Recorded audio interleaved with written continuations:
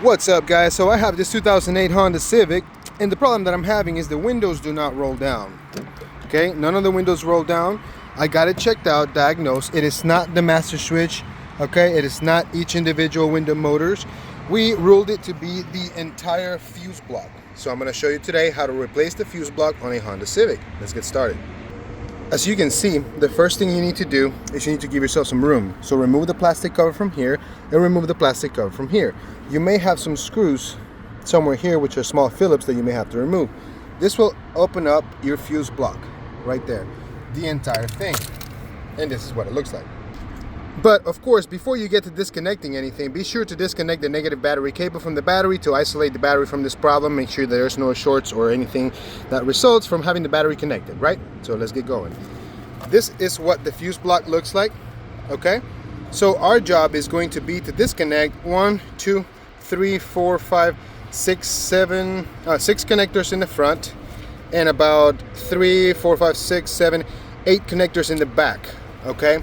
And this is being held on by a 10mm screw on the right side where I have my finger right here, and this tab slides in.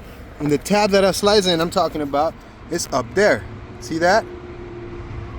That tab.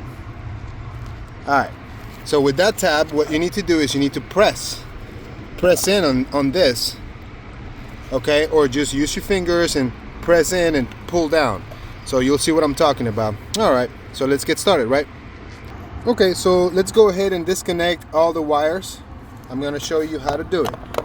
First, you have to press on the tab, and pull it out of place, just like that. Okay? And then wiggle this out, and it's going to come unplugged. Repeat the same process with the other ones.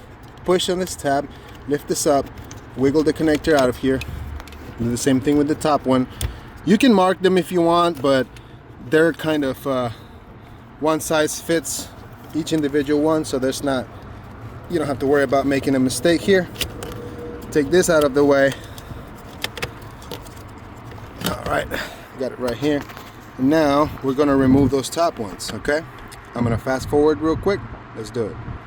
All right, so with those top ones removed, now you have plenty of room in the front. We have to get to the ones in the back. And in order to get to the ones in the back, we have to loosen up this bolt right here on the side. This one, it's a 10mm, and then slide that from the top out so we can have more room to pull it out and undo the bottom, the rear ones. Let's go. All right, so you're going to have to push in from the back and get that pin to slide out. Now you have plenty of room to move around a little bit here and get those wires from the back. Okay, I'm gonna show you. See those green connectors back there? These are the ones we need to remove. And there's a yellow one too. There's a trick to removing that one I'm going to show you, so stay tuned real quick. Alright, so with all those removed, how do you remove the airbag one? The airbag one, you're going to want to lift on this black clip. I'm going to show you right now. This is like a spring. So what we need to do, I'm going to try to do it one-handed, is we need to pull on the spring like this and pull it out. Ta-da! And just like that, your fuse block is out. Out with the old, in with the new. All right. Now there are these two connectors at the bottom. These connectors just slide out, so you don't have to worry about leaving them in there because they're down here. You can slide them out and just push them out of the way for now.